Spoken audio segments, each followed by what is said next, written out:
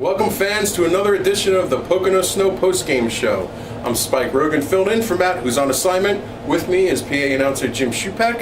And tonight, the Pocono Snow lose to Greater Binghamton 4-2 in what was really an action-packed game, but with very disappointing results for the Pocono Snow. Sir Jared Bennett got two of his only two goals on the season so far tonight within minutes of each other. At one point, the Pocono Snow were up 2-0, only to end up losing the game 4-2 while Binghamton was down two players. So right off the bat, Jim, let's talk about the first half action in this game. For a while, the Snow really kind of almost dominated the first half going into halftime. It capped off with a lengthy delay in game action for a altercation on the field between the two teams. Yeah, really. I mean, like you said, Spike, I'd say maybe the first 10 minutes or so, it seemed like Binghamton carried the... But after that, it seemed like it was pretty much all Snow. I mean, the Snow having opportunities, beyond going on the counterattack in those first 10 minutes, they were pretty much the ones providing the play. And, when you look at the record of what Binghamton was coming in, the 3-1-1, I was, I got to admit, very overly impressed with how that first half, ended. Even though it was 0-0, it was still some signs of promise and some signs of opportunity for hopeful better things to occur.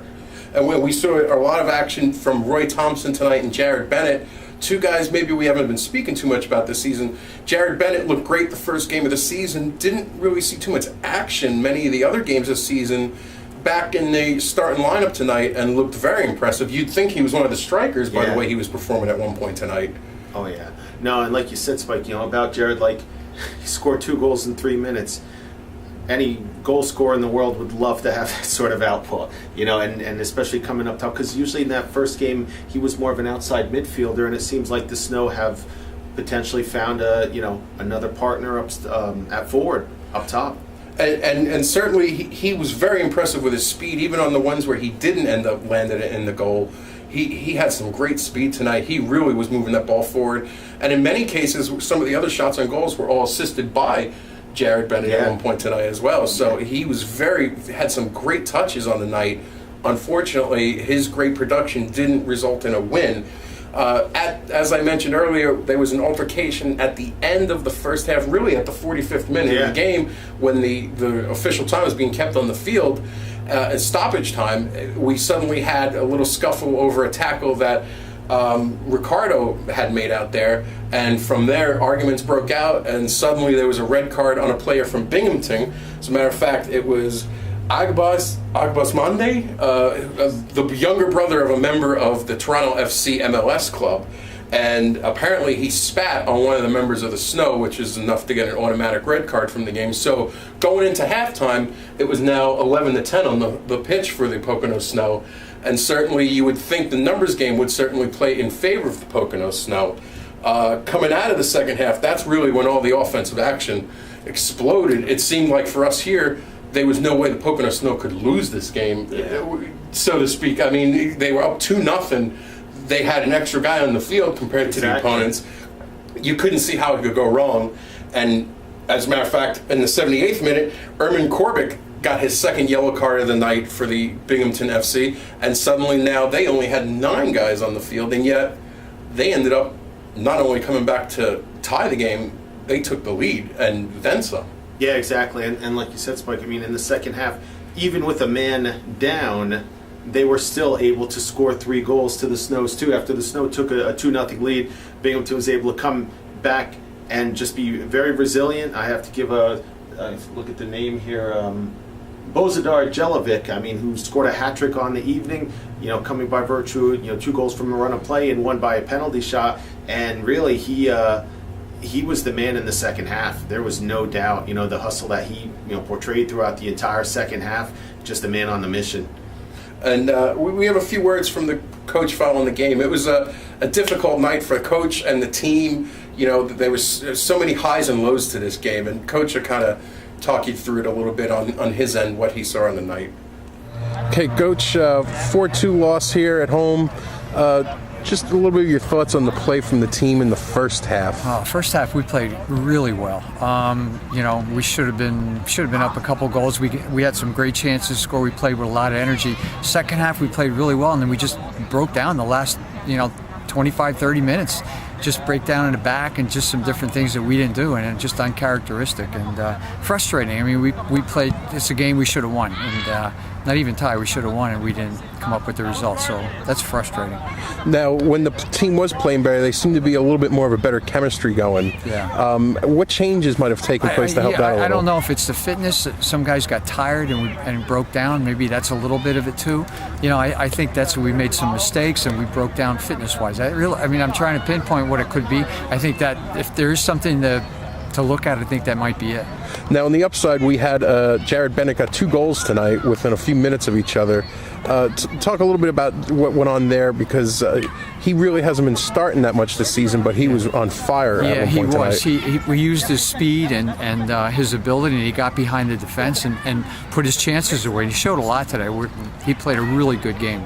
And now going into our next game, it'll be in 6 days at Hershey. What are some things that need to be worked on a little bit?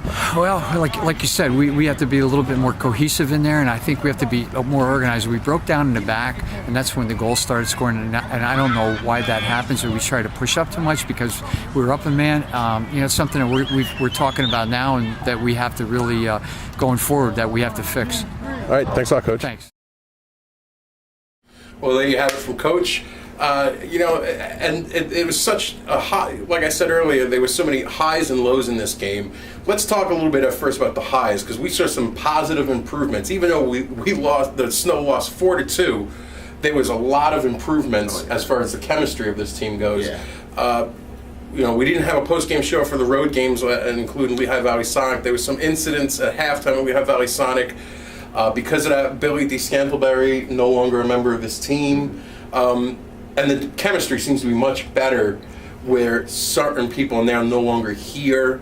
And it seems like the team's starting to kind of get better communication. They're just gelling a little better now. Oh, yeah. No, I mean, one of the most underrated aspects of soccer, of any sport, I think, is just the team chemistry aspect. I mean, if you have a group of 11 guys on the soccer field or football field, or 5 guys on the basketball court, but they have each other's backs and they all, they want to do the best possible for themselves. And, as the old saying goes, there's no I in team. It is what it is. But, I mean, if you have the team chemistry, very underrated. And I think, teams that maybe aren't as good per se can definitely do a lot of good things with some very good team chemistry. But regardless, I mean, the Snow came in just making some little changes, putting Xavier Rajpal, on the outside. He's a shorter guy. And regardless, though, getting those extra space and extra time with the touches on the outside seemed to suit him pretty well. And then, even putting Jared Bennett up top, and we've been talking, Jared Bennett and Roy Thompson were, like, as far as the Snow are concerned, seemed to be, at least for me, 2 of the best players on the pitch for them. For the Snow at least. And Rajpal came very close to a really great goal at one point tonight. He was just a hair off, actually landed in the net as well. I mean, to be honest, the scoring has been very light for the team this year, and Jared Bennett just moved into second place for scores for the team already tonight, and just his 2 goals he got. So, it's been a tough season offensively. They came together for a while tonight offensively. There was also perhaps a little bit of an issue later in the game when they ended up calling a penalty against Bob Pipich. I forget the exact minute of the game that took place in.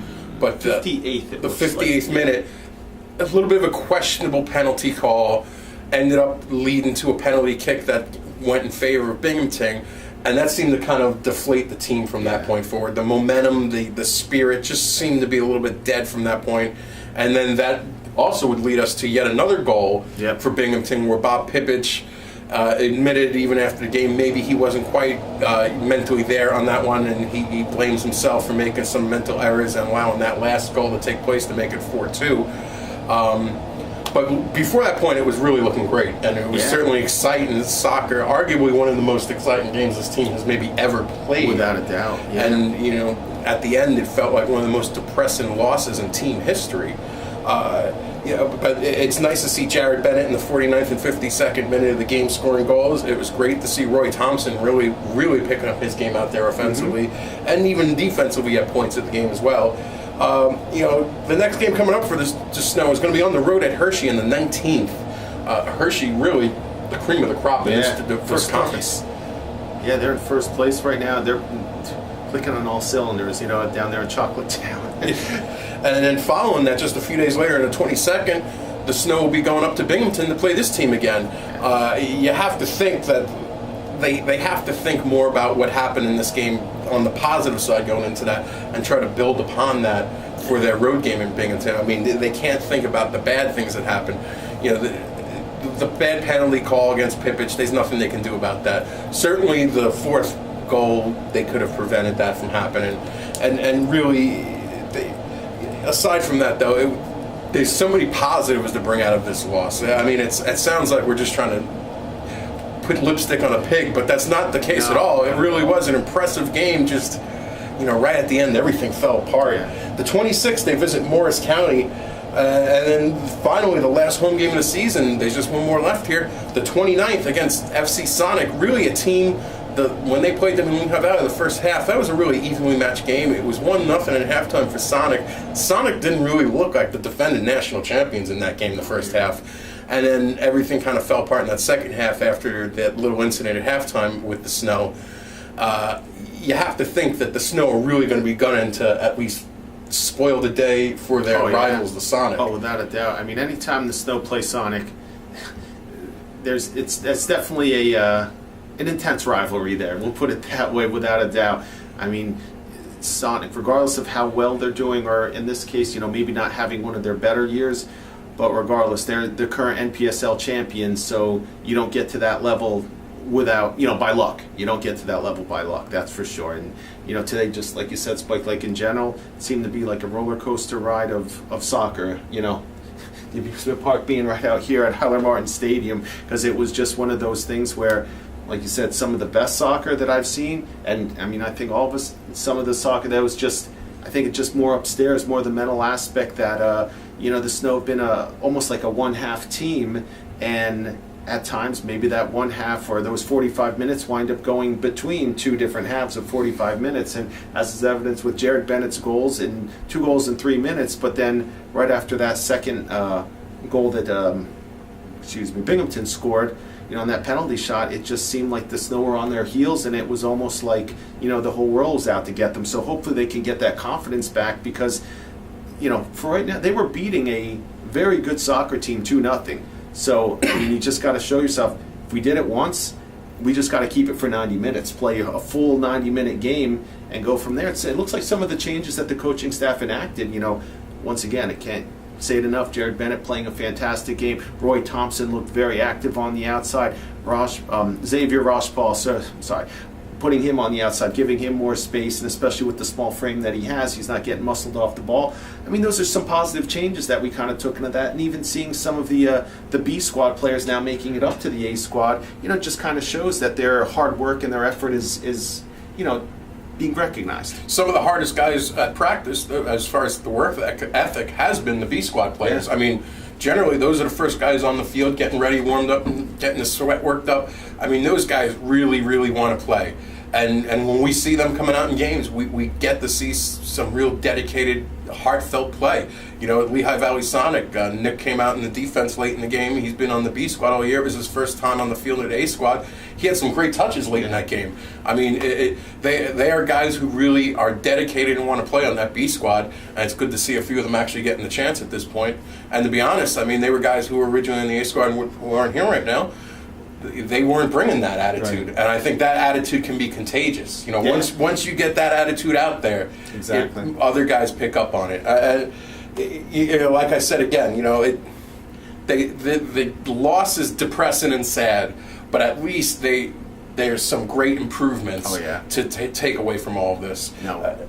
No, I was just going to say, like, one thing you mentioned about some of the B squad players, one of the things that they definitely bring in, and that many of the A squad players have too, is heart, desire, and that, that willingness to go through walls, because they want to be on the A team. They don't, no disrespect to the B team. I mean, there's a lot of good players there, but I'm a JV coach, and I tell my girls, I coach, I said, look, I know you don't want to be JV too long.